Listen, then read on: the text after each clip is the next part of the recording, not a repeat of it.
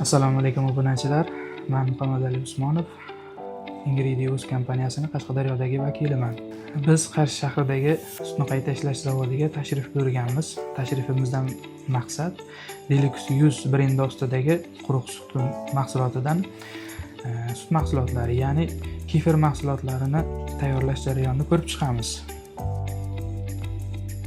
Bunda quyidagi etaplarda bo'ladi.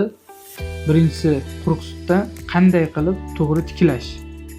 Ikkinchisi tiklangan quruq sutda 90 gradusgacha pishirish. Va uchinchi jarayonda esa uni sovutish, gomogenizator apparatidan mahsulotni o'tkazish va zakvaska solib, vaklashkalarga, ya'ni idishlarga quyib, issiqxonaga kiritish. Hozir sexni ichidamiz. Ish jarayonlari ketmoqda. Ishni boshlashda quruq sutimizni nirjavik idishlarga solib olib, suv bilan yaxshilab eritib, smes qozonga solindi. Tayyor smesni isitish jarayoni, ya'ni pasterizatsiya jarayoni hozir olib borilmoqda.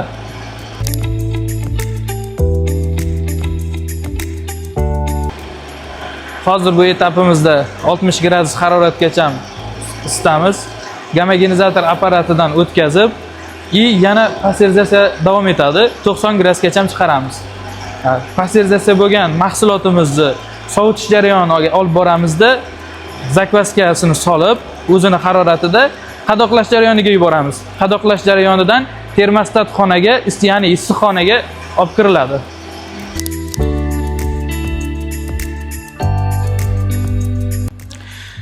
Issiqxonada tayyor bo'lgan mahsulotlarimizni sovutish kamerasiga olib kirib, 2-4 gradusgacha sovutamiz. Mana tayyor bo'lgan mahsulotlarimizdan namuna, quyuqligi, hammasi, ko'rinishi yaxshi.